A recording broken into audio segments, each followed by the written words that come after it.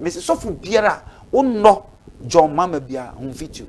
Every pastor in Ghana and in Africa who hates John Dramani Mahama doesn't have good spirit. He has evil spirit. Why? John Mahama, if you are a prophet of God, you see clearly that John Mahama has repented and has given his life to Christ. So God has started connecting him to so many. Some nations are going to, including America. America is going to help Ghana so much. I have prophesied this before August were in. Yes. That Donald Trump is going to help Ghana. It will surely come to pass. Okay. So any prophet, any man of God who hates John Dramani Mahama would never see the light of God. Because that person is not of God. The Spirit of God is not inside the person. Why? God has chosen him.